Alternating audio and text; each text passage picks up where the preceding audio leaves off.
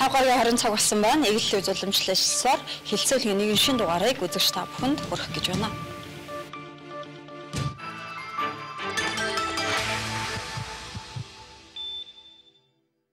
Гэр бүлийн хүчирхийлэлтэд тэмцэх хэрэгцээний цогц орчин. Гэр бүлийн хүчирхийлэл зөвхөн гэр бүлийн дотоод асуудал уу? 2004 онд гэр бүлийн хүчирхийлэлтэд тэмцэх тухай хууль дангаар батлагдсан боловч хохирогчийг хэн, яаж, ямар аргаар хамгаалах нь тодорхойгүйгээс хууль хэрэгжих боломжгүй байна. Хуулиар амь нас, эрүүл мэндийг хамгаалуулахыг хүссэн хохирогч эдийн засаг, сэтгэл санааны дарамтанд орж байна. Тухайлбал хохирогч өөр шаардлагатай хуулийн үйлчилгээ авах тутамдаа төлбөр, хураамж, торгууль төлөх үүрэгтэй байдаг ба улсын тэмдэгтийн хураамж 70,200, торгууль 15,000, баривчлах байрны төлбөр 14,000, эрүүлжүүлэхийн төлбөр 15,000, шүүх эмнэлгийн үзлэг 3,000, эвлэрүүлэн зуучлагчийн хөлс 30,000. Энэ нь ойролцоогоор 400 гаруй мянган төгрөг болдог байна.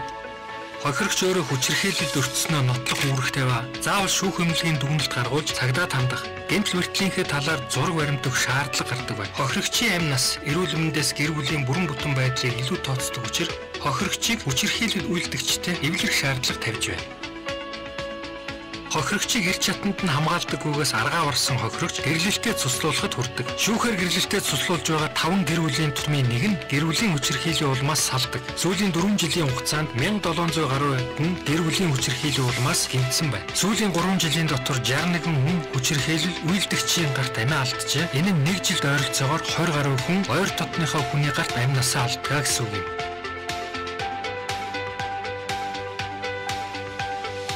Өөрийгөө хамгаалах бүх арга замыг хайсны эцэст хохирогч гэмт хэрэг үйлдэх аргыг сонгож байна. Гэр бүлийн хүчирхийлэлд байнга уртж байсны улмаас хүчирхийлэл үйлдэгчийн амь насыг хөнөөсөн 42 эмэгтэй хорих ял эдэлж байна. Тэдгээр эмэгтэйчүүдийн 32% нь гэмт хэрэг үйлдэхээс өмнө гэр бүлийн хүчирхийлэлд өртөж байгаа талаараа хуулийн байгууллагад удаадаараа хандсан байна. Хууль нь байхад хохирогч яагаад хамгаалагдаж чадахгүй байна? Хүчирхийлэлд өртсөн хүн өөрөө өөрийгөө нотлох боломжгүй. Хохирогчийг яаралтай хамгаалах механизм байдаггүй. Хохирогчийг хэн, яаж, ямар аргаар хамгаалах нь тодорхойгүй байгаатай холбоотой. Энд гэр бүлийн хүчирхийлэлтэд тэмцэх тухай хуулийн хэм хэмжээг өргөдөж хохирогчийг хамгаалах процедур бий болох зорилгоор гэмт хэрэг, зөрчил, хүчирхийллийн болзошгүй эрсдэлтэй холбоотой багц хуулиудад нэмэлт өөрчлөлт оруулж эрх зүйн цогц орчныг бий болгох хэрэгцээ шаардлага байсаар байна.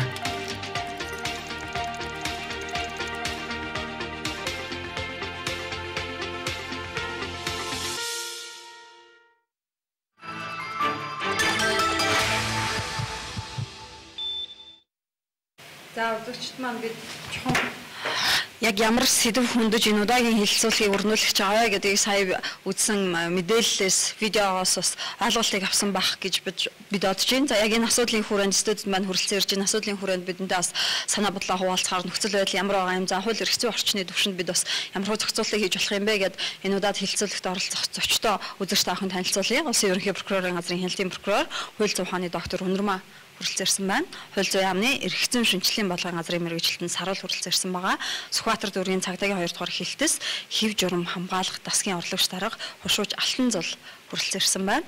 За мөн хуульч өмгөөлөгч Ариун Тариа хүрэлцээрсэн байгаа. Хүний эрхийн үндэсний комиссийн цахиргаан хамтын ажиллагааны хэлтсийн дарга Мөнх Зул мөн хүрэлцээрсэн байна. За Сүхбаатар дүүргийн эрүүл мэндийн төвийн нийгмийн асуудал хариуцсан орлогч дарга Баярмаа хүрэлцээрсэн байгаа. За мөн шүүхийн шийдвэр гүйцэтгэх ерөнхий газрын хууль олон нийтэд харилцах хэлцийн дасгийн дарга Тэд Хурандаа Батболт хүрэлцээрсэн байна. Бид энэ бүрэлдэхүүнтэйгээр энэ удаад асуудлыг ярилцах юм аа. Тэгэхээр мэдээж гэр бүлийн хүчирхийлэл гэдэг бол гэр бүлт гэдэг. За монголчуудын нэг сайхан үг бий. Эр хэмээ оронд илжиг бууж ороод гэдэг. Энэ үгээр бол гэр бүлийн хүчирхийлэл тэр гэр дотроо болоод өнгөрдөг гэдэг юм. Хүчирхийлэгч нь тэр хүчирхийлэлд өртөж байгаа хүн гэсэндээ энэ бол гэр бүлийн асуудал гэдэг. Бусд нь бас хүлээж авдаггүй ийм тохиолдлууд, ийм сэтгэлгээ бидэнд яг энэ хүчирхийллийн гэмт хэргийг өөрөө гэмт хэрэг гэж тооцох юм уу? Эсвэл яаж зохицуулах ёстой юм бэ гэдэг дээр олон жил энэ асуудлыг ярьж байна л. Тэгээд тоо байрамд саяны үзүүлсэн бидэнд үзүүлсэн видеогоос ч гэсэндээ салалт, гэр бүлийн салалт ямархуу төвшөнд бас байгаа юм бэ гэж эргээд нэг удаадаа гомдол мэдүүлээ цагдаагийн байгууллага дээр хүрээд ирдэг. Эргээл хоорондоо эвлэрсэн гэдэг юм уу, найрамдсан гэдэг үүднээс нь явуулчихдаг. Ахиал эргээл хүчирхийлэл гараад хүрээд ирдэг байна. Тэгэхээр би алтан зул шуучаас асуумаар байгаа юм л. Яг цагдаагийн байгууллага хамгийн түрүүнд гэр бүлийн хүчирхийлэлд өртөж байгаа энэ хүмүүс дээр очиж байгаа учраас та бүхэн нөхцөл байдал юу яг ямар байд юм бэ гэж хоногт гэдэг юм уу, өдөртөө гэдэг юм уу, ер нь нөхцөл байдал яг ямар байна гэдгээс. За Тэхэд амгалан гайлтгая. За өнгөрсөн 2014 оны Улаанбаатар хотын хэмжээнд гэр бүлийн хүчирхийлэлтэй тэмцэх тухай хуулийг хэрэгжилтийг зөрчиж одоо хэдэн гэмтрэг хэдэн захиргааны зөвшөөрлөгдсөн талаар тоо мэдгийг хэлье гэж ингэж бодож байна. За нийслэлийн хэмжээнд өнгөрсөн 2014 онд 13,315 хүн гэмтэгт холбогдсон шалгагдсан байна. Үүнээс 698 буюу 5.2% нь гэр бүлийн хүчирхийлэгч байна гэсэн ийм тоо судалгаа гарсан байгаа. За мөн одоо гэмтрэгийн улмаас хохирогчийн тухайд аваад үзэхээр 16,846 хүн гэмтрэгийн хохирогч болсон. Үүний 649 буюу 3.1%, 3.8% нь гэр бүлийн хүчирхийлэлд өртсөн гэсэн ийм тоо баримт байгаа. За үүнээс 584 буюу 89.9% нь бие махбодын хүчирхийлэлд автсан гэсэн ийм одоо тоомтой гарсан байгаамаа. За гэр бүлийн хүчирхийлэлд автаж хохирсон иргэдийн 333 буюу 51.3% нь бол ихнэр гэсэн ийм одоо тоо байна.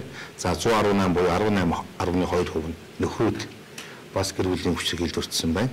93 буюу 14.3% нь хамтран амьдрагч. За 19 буюу 2.9% нь төрсөн хүүхдийнхээ одоо хүчирхийлэлд өртсөн гэсэн. Тэгээ одоо ахмад наснууд тий аав ээж гэсэн ийм одоо тоо баримт гарсан байгаа юм л да. Тэгээ эхлээд бол бас тоо баримтан дээр тулгуурлаж ээж дараагийнхаа нөхцөл байдлыг тодорхойлох болов уу гэж ингэж бодож байна. Захиргааны зөрчлийн хувьд аваад үзэх юм бол нийтдээ 531 гэр бүлийн хүчирхийлэлд холбоотой захиргааны зөрчил Улаанбаатар хотын цагдаагийн байгууллагуудын хэмжээнд гарч бүртгэгдсэн байна. За үүнийг одоо 1045 хүчирхийлэгч үйлдэгч 1045 хүчирхийлэгч үйлдэгч 531 захиргааны зөрчил үйлдэж 202 хохирогчийг одоо ингэж бие махбодын сэтгэл санааны одоо хүнд байдалд оруулсан байна. Энэ бол одоо захиргааны арга хэмжээ авагдаж одоо шүүхээр баримтлах, шүүгээр торгуулах гэх мэтээр ингэж холбоод хуулийн дагуу арга хэмжээ авсан. Үүнд одоо цагдаагийн байгууллагын ажилтнууд очиж одоо захиргааны зөрчлийн хэрэг бүртгэлтийг хийж ингэж одоо шүүхээр шийдвэрсэн байх юм. За гэмтрэгийн тухайд аваад үзэх юм бол нийтдээ 630 гэмтрэг эрүүгээрийг үүсгэж шалгагдсан байна. За энэ 630 гэмтрэгтэй 632 хохирогч ингэж хохирсон. За үүнийг бол бас хүйсийнх нь аваад үзэхээр 555 нэмэгтэй, за 77 эрэгтэй ийм хохирогчд өртсөн байгаа гэмтрэгт. Эрэгтэй гэдэг дотор бол бас хүйсийнх нь удаж үзэж байгаа боловч хүүхэд эрэгтэй хүүхэд орох юм аа гэсэн. За тэгээд энэ тоо мэдээг бол хэдийгээр гарсан боловч энэ бол цагдаагийн байгууллагад бүртгэгдсэн юм. За тэрнээс биш цагдаагийн байгууллагад бүртгэдэггүй ийм одоо хэдэн тоо байгааг бол бид бас өнөөгөр хэлэх одоо бас учир дутагдaltaй байна л да. Тэгэхээр гэр бүлийн хүчирхийлэл нь өөрөө ахуй хүрээнд үйлдэгддэг, хаалттай хаалганы цаана энэ гэмтрэг үйлдэгддэгээрээ бусад төрлийн гэмтрэгээс онцлог ялгаатай бас хэмжиг байдаг юм аа. За гэр бүлийн хүчирхийлэл нь ахуй хүрээнд нуус талдараагаар үйлдэгддэг учраас цагдаагийн байгууллагууд бол тэр бүлгэн хандаад байдаггүй. За өөрсдийн нэр төрөө бас боддог. За шийдвэртэй авч арга хэмжээ авдаггүй. Эргээд одоо бас тэр хүмүүстэйгээ хамт маргааш нь болоход амьдэрдэг. Хууль цагдаагийн байгууллагууд төгөхөр нөгөө өмнө эргээд одоо ноцно одоо ямар нэгэн байдлаар одоо чи тэ цагдаагийн байгууллагууд өглөө хуулийн байгууллагууд өглөө гэдэг. Ийм байдлаар ханддаг учраас энэ өнгөрөөдөг. Тэгээ энэ бол таа том мэдээнд дурдлага ихэвчлэн хогорч нь бол манай одоо эмэгтэйчүүд байгаад байгаагаар л онцлог ийм төрлийн гэмтрэг байгаа юм л да. Хамгийн түрүүнд цагдаагийн байгууллага очиж байгаа хэрвээ гомдол гаргаж байгаа бол тэгэхээр зэрэг яг нөхцөл байдал ямар байдаг вэ гэдэг дээр мэдээж одоо юу гэдэг түрүүн би анх дуртахтаа хэлсэн ирэмээ оронд илчиг бууж ороод гэж хажуу айлд нь эхнэр нөхөр хоёр муудалцаад байгааг сонсож байгаа. Тэр гэр бүлд маргаан болоод байна, зодоонуудын болоод байна гэдгийг мэдж байгаа мөртлөө за одоо түүх гэдэл бидний хин маань ч гэсэндээ бас тэгээд л өнгөрч байгаа байх гэж би бодоод байна л да. Тэгэхээр яг нөхцөл байдал дээр яваад очиход хаалганы цаана ер нь хамгийн хүнд хэцүү нөхцөл нь юу байдаг юм болоо цагдаагийн албаны ханд.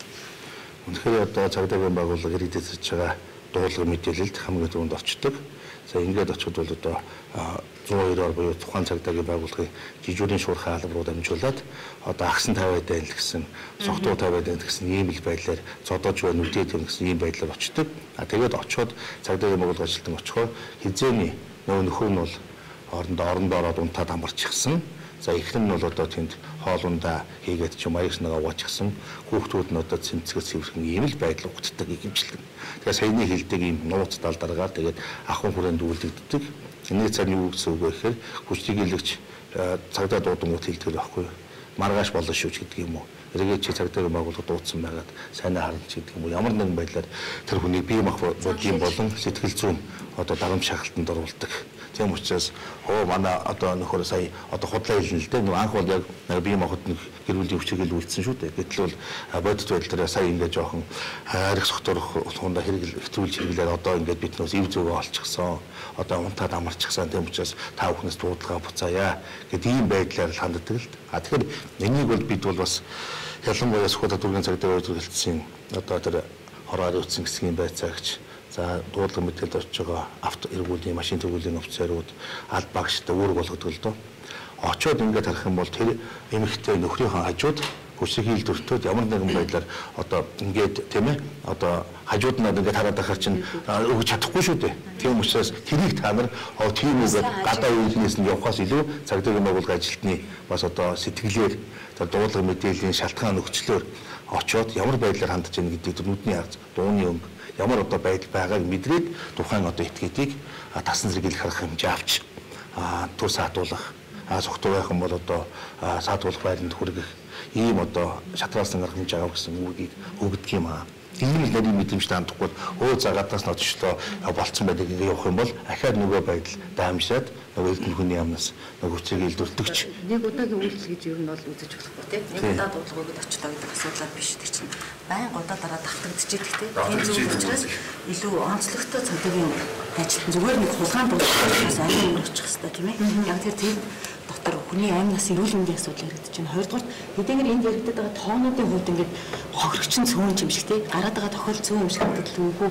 Яг үгүй тэр гэр бүл дотор нэг хүчрхэл болоход тэнд байгаа бүх хүмүүс хохирж идэг байхгүй. Тэгэхээр дунджаар Монгол айл өнөөдөр бид 5-7 хүн амьдарч байна тий. Нэг үйллийн цаана тий 5-7 хохирогч байж байгаа шээ. Тий энэ тоо өөрөө 5-6 нэмэгдэх ёстой тий. Энэ үйл явахгүй. Тэгээд сая бас харж байгаа яа тэгэхээр яригдаад байгаа энэ тоонууд өөр аягүй цөөхөн харагдаад яг тэгэхээр бодит амьдрал дээр нэг хэсэг нь болохоор бид нэр гэмт хэрэг өөр ноцтой болоод тийм нэг амнасаа алдсан эсвэл бэртэж гэмтсэн тохиол гэмт хэрэг гэдэг үзэл юм явж. Гэтэл дийлэнх хэсгийн захиргааны зөрчил үүсэж байгаа. Тэрний ч зүгээр нэг согтуу хүн гэр бүлийн авсан тийм үзчихдэг. Тэр нь гэтэл нэг удаагийн үйл биш. Дээр нь яг тэр байнгын удаа дараа давтагдчих. Энэ даамжирсараад асуудал. Зарим нэг хэсэг нь болохоор иргэний хэрэг буюу энэ бол зөвхөн одоо юу тийм гэрэл цоцлуулах асуудал ч юм уу гэр бүлийн хоорондын маргаан гэмтчихэж байгаа учраас энэ том нэг болоод байгаа масс чигээр олон ингээ хуваагдаад явцгаар юм. Зарим нэг хүнд бол энэ их ноцтой биш юм байна ч гэдэг юм уу те. Харахаар юм. Гэтэл түрүүн бид нар нөгөө баримт кинонд харж байгаа маш олон хүн эндээс яаж ийм вэхээр өөрөө нэг бол хохирогч болсон. Эсвэл асуудлыг өөрөө зохицуулах гэж хагаад гэмт хэрэгтэн болоод өөрөө шоронд орсон эмэгтэйчүүдийн асуудал яригдчих чинь те. Тэгэхээр энэ бол бас зөвхөн энэ нөгөө баг тоон дотор эргэлдэх асуудал биш юм аа. Би энэ эрүүл мэндийн салбар хариуцсан хүн байгаа учраас тодруулж асууя л да баярмаас. Яг гэр бүлийн хүчирхийлэлт өөртөө нэг удаа да хоёр удаа да зодуулаад ингээд хүмүүрч бид бол одоо сайхан шүүхийн шийдвэрээр нэг эмэгтэй одоо яаж нөхөртөө олон хоног тэр хаалттай хаалганы цаана цойршлуулж зодуулаад өнгөрсөн за шүүхийн шинжилгээний үндэсний хүрээлэн бас ямархуу дүгнэлт гаргаад байгаа юм бэ гэд бид хэвлийнхэн бол онцолчлээсэн л тэгтлэнд орцсон тийм жишээнүүд байдгүй гэж яг үнэхээр энэ хүчирхийлэлт өртөөд ирж байгаа эмэгтэйчүүд эрүүл мэндийн асуудал тэр эрэгтэйчүүд ч гэсэндээ 18% байна төрөн дотроос эрэгтэй хүүхдүүд байна гэд эрүүл мэндийн нөхцөл байдал нь ямар хөө төвшөнд ирдэг юм бэ? За яг эрүүл мэндийн салбарт бол 2009 оноос хуульцаа дотоод иргэн яам эрүүл мэндийн яам сангийн яамны 3 яамны сайдын тушаалаар нэг цагийн үйлчилгээний төвөд гэмтэл соог судлалын үндэсний төв шүүх хэмлэг за дүүргүүдээс Сүхбаатар дүүргийн эрүүл мэндийн төвийг түшиглээд нэг цагийн үйлчилгээний төв байгуулагдаад ажиллаж байгаа. За энэ нэг цагийн үйлчилгээний төв дээр бол яг энэ гэр бүлийн хүчирхийлэлд хохирчсон эрүүл мэндийн одоо хохиролтой тий хамгаалах байр шаардлагатай ийм хүмүүс үйлчилгээ үзүүлдэг. За нэгдүгürt бид нар эрүүл мэндийн анхаашны тусламж үйлчилгээ за яг сая таны асуусан тий ялангуяа манай гэмтлийн эмнэлгийн нэг цагийн үйлчилгээний төв дээр бол одоо маш хүнд бэртэлтэй хугарсан одоо тархилгооны бэртэлтэй нуруу нугасны бэртэлтэй ийм хүмүүс ирдэг одоо бидний нөө цочроод байдаг тий яг дүүргийн хувьд бол одоо маш олон жилийн хувьд хүчирхийлэлд өртсөн. За үүнээсээ болоод бүр ужиг өвчтөй болчихсон одоо нөгөө даралт нь нэгтдэг толгой нь өвддөг. За бүр сэтгцийн одоо асуудалтай одоо байнга айдаг цочдог унтахаа болчихсон тий. За бэлгийн ялангуяа бэлгийн хүчирхийллийн хохирогчдын хүчтэй хувьд бол манай шүүх эмнэлгийн нэгцгийн үйлчлэгийн төвөөр бэлхүү үйлчлүүлдэг. За бэлгийн хүчирхийллийн хохирогчийн хувьд бол одоо нөхөн өрчхөө эрүүл мэндийн хувьд бол маш их асуудалтай тий. Нөхөн өрчхөө эрүүл мэндийн одоо эрүүл мэндийн халдварт өвчтэй. За сүүлийн үед бол бүр одоо бага насны хүүхдүүд бэлгийн хүчирхийлэлд өртөө бүр эрэгтэй хүүхдүүд одоо бэлгийн замын халдварт өвчтэй хүртэл амжилтлагдаж ирж байгаа. За тэгээд нэгцгийн үйлчлэгийн төвөөр бол одоо 2009 оноос хойш жилд дунджаар 1000 гаруй хохирогч үйлчлүүлдэг. За энэ хүмүүс бол одоо олон жилийн болон одоо нэг удаагийн ч гэсэн биеийн болоод сэтгэл санааны хөрчгүй эрүүл мэндийн толгомцсон асуудалтай ирж үйлчлэгээ авдаг. Тэгэхээр найруулагч хамгийн сүүлд өгсөн байгаа дүрсийг нэг хүүхдийн дүрс би оролцогчдод үзүүлэе гэж бид яг шууд нэвтрүүлэг эфир маань эхлэхээс өмнө энэ мэдээллийг авсан. Тэгэхээр 4 настай охин сая 21-нд өнгөрсөн юм байна. Тэгээд аав ээж хоёр нь салаад хойд их аавтайгаа хамт амьдардаг. Тэгээд 4 настай охин тархин цус харваа 4-5 хончсон. Өмнө нь гэмтлийн эмнэлэг дээр авчирч үзүүлэхэд аав нь гомдлогүй гэд буцаагаад аваа авчихсан. Тэгээд 4-5 хоногийн дараа дахиж ирээд хагалгаанд ороход тархин цустай хамт гоожоод ингээ хагалгааны явцыг нөхцөл байдлыг бол даагаагүй гэж би энэ хүүхнийц олсон. За бас эмэгтэй хүүхэд байгаа. Тийм учраас хязан урагцсан хүчирхийлүүлсэн ч байж магадгүй гэсэн анхаарчдын эмчээнд үнэлэл гарсан байна л. Яг үнэхээр ийм жишээ бидэнд сая биднийг сар шинэ тэмдэглээд баярлж байхад л нэг 4 настай охин иймэрхүү байдалтай эмнэлэгт хойд их одоо өөрийнхөө төрсөн эцэгт зодуулж нөтөлөд амнасаа хорвоог орхисон ийм жишээ байна л бид өнөөдөр л энэ жишээ болж авлаа. Тэгэхээр яг ийм нөхцөлд асуудал яаж шийдэгддэг юм бэ гэдэгтэр гэр бүлийн хүчирхийлэлд үйлдэгдэж байгаа энэ эмнэлэгтэй явдал дотрын хамгийн өрөвдөлттэй хамгийн одоо өөрийнхөө хохирсон байдлыг илэрхийлэх боломжгүй чадваргүй хохирогч хүүхэд л байдаг. Хүүхдийн эрх ашигыг өнөөдөр хуулийн байгууллагын өмнө төлөөлөж эрх ашигыг хамгаалах ёстой хүмүүс хууль ёсны төлөөлөгч асран хамгаалагч юм байдаг. Эцэг асран хамгаалагч байдаг. Тэгэхээр практик дээр одоо саяны хурдан эмнэлэгтэй явдал байна л да. Тэгэхээр энэ би хоёр жишээ яриа. Хойд эцэг нь төрсөн охин одоо дагвар охин хүчинтж байгаа юм л да. Тэгээд тэр хэрэг яаж илэрсэн гэхээр тэр охин ээжийнхээ төрсөн дүүд энэ байдлаа хэлээд тэнгууд нөгөө цагдаагийн бол гомдол гаргаад ингээ асуудлаа шалгаж байгаа. Тэгэхэд ээж нь цагдаагийн байгууллага эрүүг мэдээж үүсгэж шалгана л та. Тэгээд шалгах явц прокурор дээр ирээд юу гэж ярьж байгаа гэхээр энэ хойд эцэгтэй таарт болохоор худлаа ярьж байгаа маа. Энэ өвчнөлөөгөө гэсэн асуудал 14 дэх хүүхэд. Тэгээд анх цагдаа дүр хөдлөختөө наадах чинь ингээ аавтаа нууцлаад ингэсэн юм а гэд.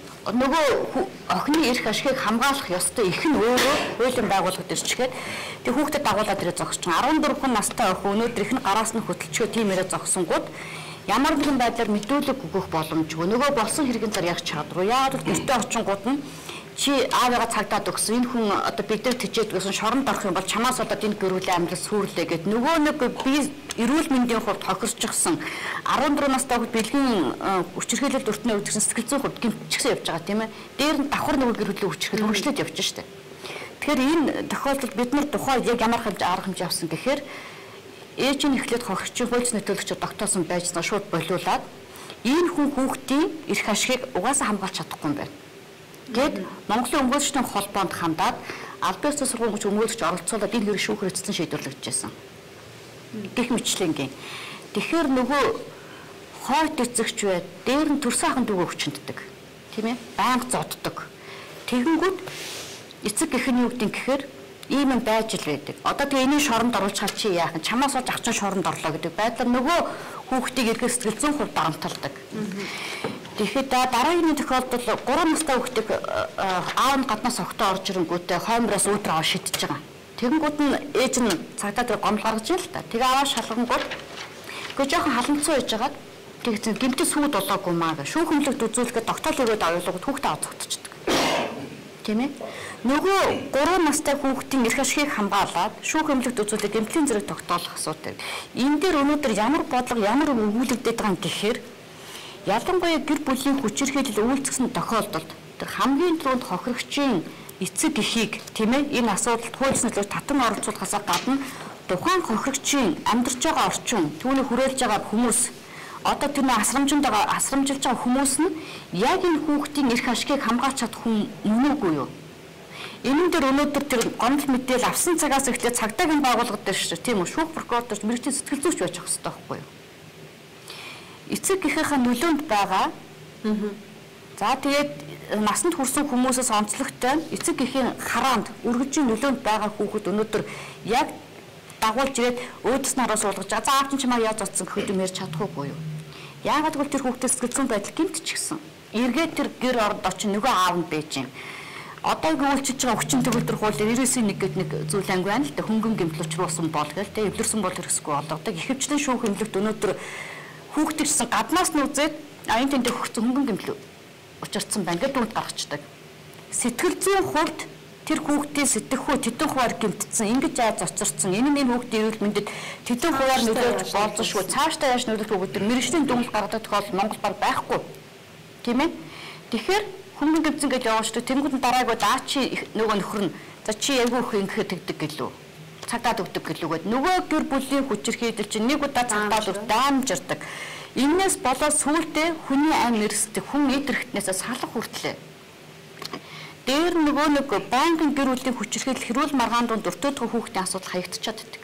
Манай нөхөр манай банк задаад нэхэр эхнэрийн асуугаад хогчоод тохиол байцаагаад байдаг. Яг тэр байдлыг хараад өсөж байгаа хүүхдийн хувьд нөгөө сэтгэл зүйн хувьд гэмтчихсэн тий айцсан имээдсэн энэ хүүхдийн эрх шигхэн хамгаалж байгаа.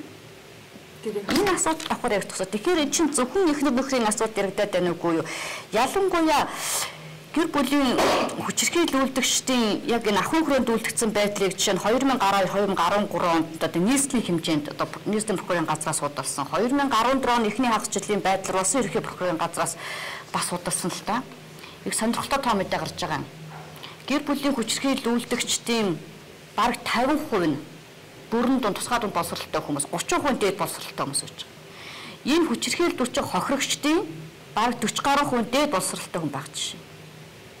Тийм ээ. Тэгэхээр нөгөө нөхрийнхөө эрхэлж байгаа албан тушаалын нэр хүнд тэр хүнээс санхүүгийн хараат байдал эдийн засгийн хувьд хараат учраас энэ байдлыг хэлж чадахгүй байсаар байгаад энэ гэр бүлийн хүчирхийлэл даамжирчихсан. Энэ хүний эсрэг өргөдөл өгөх юм бол энэ амьдрал сүрэн за тэдэн хүүхдээ энэ хүүхдээ амьдрал сүрнэ гэд. Тэгэхээр энэ одоо бидний хилээд байгаа энэ тоо мэдээ чинь яг нарийн дээр зүгээр цагдаагийн байгууллагад өгсөн иргэдийн гомдол мэдээлэл дээр л үндэслэн гарсан тоо. Тэр дат хэлбэрт үйлдвэж байгаа хүчирхийллийг бид нар мэдэхгүй. Тоолж мэдэхгүй. Дээрэн тэр хүчирхийлэл донд өсчихсөн асуудлыг хүчээр шийдэж сурцсан эцгийгээ хараад тэр хүчээр шийдэж байгаа эцгийн тэр нөлөөнд дор байгаа айч чирж байгаа гэр бүл хүмүүсийг хараад асуудлыг ингэ шийдэх юм бол би өөрийн эрхтэй мэдлэлтэй байх юм байна тийм ээ. Энэ хүмүүсийг айлгчих юм бол өөрхөн дур зураг байлгах юм байна гэд бодоод өсөж байгаа нэг ирээдүйн хүчирхийлэгчтэй асуудлыг энд бас хүндэж ярих хэрэгтэй. Тэгэхээр зөвхөн дангас тоо мэдэн дээр үндэслэхээс илүү гэр бүлийн хүчирхийлэлтэй тэмцэхийн тулд өнөөдрийн хүчин төгөлдөр үйлчилж байгаа хуулиуд хоорондоо ямар ч авцалдаагүй. Хоорондоо уялдаа холбоогүй, хуулийн байгууллагатай уялдаа холбоо байхгүй. Өнөөдөр яагаад аймаг дотор баг сум гэж хуваагдчихад өнөөдөр дүүрэг дотроо бас хороо гэд хуваагдсан хэрнээ нэг хороонд хэдэн хүн амьдарч байгаад энэ хорооны тэдгээр хороонд жишээ нь хүчирхийлдүүлж байгаа хэдэн хүн байж болзошгүй гэдэг судалгаа нэгдсэн судалгаа өнөөдөр яагаад байхгүй байгаа. Гэтэл нөгөө хорооны засаг дарга, нөгөө өрхийн эмнэлгийн эмчнэр тэр айлаар явж явах нөхцөлдөө ерөнхийдөө тэр хүчирхийлэлээр амьдарч байгаа хүмүүсийн дүр зураг, айдас, хүйдэс тийм үү? Ерөнхийдөө нэг анзаарэгддэг шүү дээ, тийм ээ? Бас нэг ороод гэрт нь ороод гарахад ер нь их тохиолдолд анзаарэгддэг. Энэ тохиолдолд энийг судалдаг яагаад хэдэн хүмүүс мэрэгчлийн хүмүүсээс яа судалгаа мэдхгүй. Энэ дээр л нөгөө мэрэгчлийн сэтгэл зүйчнэр өнөөдөр баг дээр ч авах хэвээр, хороон дээр ч авах хэвээр, цагдаа дээр тийм ээ? Энэ мэрэгчлийн сэтгэл зүйчд байх ёстой. Тэгжиж өнөөдөр гэр бүлийн хүчирхийллийн уднаас учирсан бие махбодын сэтгэл санааны хохирлыг шүүх эмнэлгийн дүгнэлтээр ингээд гадаас нь тэмдэрч үзэж болохгүйгээр гэмтчихсэн. Одоо сэтгэл зүйн хувьд өөрчлөлт орчихсон. Энэ хохирол чинь яг нарийнда тэр гадна илэрсэн хөнгөн гэмтэл байж болно. Цаанаад эр хүний амьдрал байхгүй болох юм үүсв. Босдыг алаа борлоход хүргэх гэж зүйл анги шүү. Яг ийм нөхцөл байдлаас болоод түрүүн бас дурдсан маш эмэгтэйчүүд энэ олон жил одоо дарамт шахалтанд байж байгаад өөрөө гэмт хэрэгтэн болчихсон байдаг гэд Батуулдын туранда энэ дээр илүү тайлбар хийх бах те. А дээрэс нь бас энэ хүчирхийлэл үлдээд байгаа хүмүүсийг далсан шидэх арга хэмжээ авч байгаа ш. Тэгэхээр зэрэг нөхцөл байдал ямархуу төвшөнд тулгамдж байгаа асуудал бас юу байд юм бэ гэдгийг илүү тодорхой тайлбарлаж өгвөл. За улсын хэмжээнд нийт одоо 7000 гаруй ялтай ял эдэлж. За үүнээс Баянзүр дүүргийн нутаг дэвсгэрт хорих 407 дугаар анги буюу эмэгтэйчүүдийн хорих анги байгаа. За энэ дээр нийт эмэгтэйчүүд 300 гаруй ялтан байна. За энэний 5% за тухайн гэмтрийг үйлдсэн байж байгаа. Өөрөөр хэлбэл эхнэр нь буюу төрсөн охин эсвэл хойд охин гэж ярьж байгаа.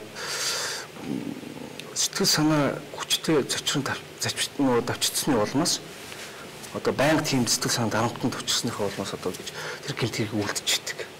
За энийг ингээ хараад үзэх тоон үзүүлэлтүүдээс ингээ харахад нийт 15 ялтан яг энэ төрлийн чиглэлээр одоо ял эдэлж байгаа юм байна. За үүнээс одоо 10 яг согтуугаар үйлдсэн байдаг. Өөрөөр хэлэх юм бол байнга сэтгэл санаа хүчтэй зөрчин давчтаад согтуулгуундаа хэрэгэлсэн үедээ одоо юу гэдэг нөгөө харуугаар хэлэх юм бол одоо зориг орцсон үедээ энэ хийчдэг. За өөрийнхөө төрсөн эцгийг амийг юутгсан 2 байгаа юм байна. За хамтран амьдрахж байгаа 8 юутгсан 4 ялтан байж байгаа. За ингээд үүнээс бас 4 бас ялтан бас эрүүлийн хэрнэгээр бас анаас юутгсан гэсэн юм асуудал байгаа. За энэ нэг нь хойд эцэгтэй хүнд гэмтэл учраас ийм тохиолдол гарч иж байгаа. За энэ тоо баримтуудыг ингээд үзэх сая цагдаагийн байгууллагаас нэлээд нарийн тоо гарсан байна. За энэ миний сая хэлж байгаа тоо баримт бол өнөөдрийн одоо Монгол улсад яг одоо ял эдэлж байгаа ялтны дундаас авсан тоо баримтуудыг би бол дурдж байгаа. Тэгэхээр ийм байна. Хүний эрхийн үндэсний комиссагийн асуудлаар ямар хөө байр суурь тодорхой шийдэл бас юу байж болох вэ гэж хүүхдийн ч асуудал байна, эрчүүдийн асуудал ч байна, эмэгтэйчүүдийн асуудал байна. Эргээд одоо ял эдлээд явж байгаа эмэгтэйчүүд эрхийн асуудал байна шүү дээ. Тэгэхээр өөрийнхөө эрхийг хамгаалах гад бусдын эрхийг зөрчөөд хүний хүнөөч гэсэн гэдэг юм уу ял шийтгэл хүртдэг. Тэгэхээр одоо шударга ёс гэдэг юмыг харьцуулах юм бол хүндрэлтэй л асуудал болчиход байгаа юм л дээ. Тэгэхээр гэр бүлийн хүчирхийлэл бол яхаа нийгмийн ноцтой зөрчил. Тэгээ цаашдаа албан цаад энэ төр гэдгийг бол ер нь дэлхийн нийтээр бол хүлээн зөвшөөрөөд тэгээ энэ асуудал дээр бол одоо төрөлбөрийн арга хэмжээ авч ажиллаж байна. Тэгэхээр эрүүгийн хуулиндаа бол тусдаа одоо тий гэр бүлийн хүчирхийллийг гэмт хэрэг гэж тусгах.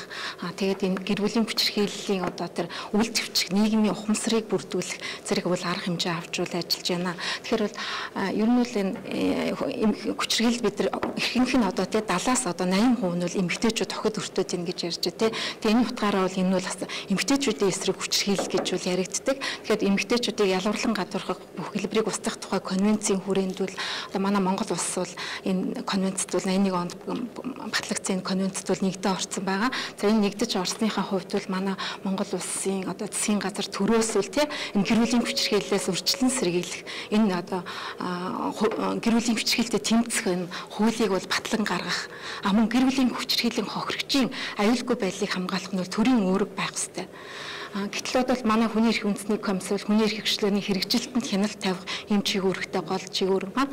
Тэгээ энэ хүрээндээ бол бид нар жил болгон одоо Монгол улсын хүний эрхийн нөхцөл байдал ямар байна вэ гэдэг дээр бол улсын их хурлд бол илтгэж тайлагнадаг байгаа. Тэгээ бид нар энэ 2014 онд өнгөрсөн жил одоо энэ хүний эрхийн үндэсний комиссаас бол энэ гэр бүлийн хүчирхийллийн одоо энэ эргэцэн орчингийн өнөөгийн байдал нь ямар байгаа юм те.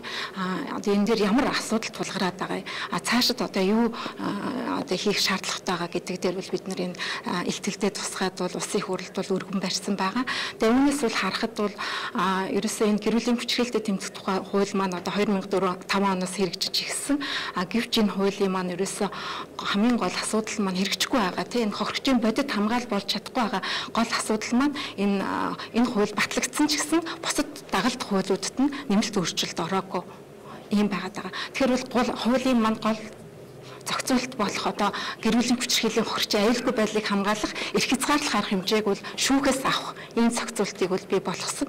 Гэсэн хэдиж энэ шүүхийн энэ эрх хязгаарлах арга хэмжээнд хэн хэрэгжилтэнд хяналт тавих юм те тэр хэн одоо энэ одоо ингэж байнга ингэж хяналт тавьж одоо энд нь хэн хариуцлага хүлээх юм ч гэдэг юм уу тийм процедурын асуудлыг бол бус хэдийгээр бид одоо хүчирхийллийн гэр бүлийн хүчирхийллийн тухай хуультай ч гэсэндээ хуулинд нь бас өөрчлөлт оруулах гавж байна. Яг үнээр гэмт хэрэг байх юм уу? Энэ одоо гэр бүлийн дотор хаалгатай хаалганы цаана асуудал юм уу гэдэг энэ асуудлын хүрээнд өнөөдөр хилцүүлэг урамж байгаа. Хэсэг орон сурталчилгаа үзээд зочид маань бас өөр өөрсдийнхөө яг ямар шийдэл байж эргэцэн орчны тухайд ямархуу гаргалгаа байж энэ асуудлыг бид бас арай илүү төхөмтэй шийдэж болох юм бэ гэдэг энэ асуудлыг хэсэг хормын дараа ярилцах болно.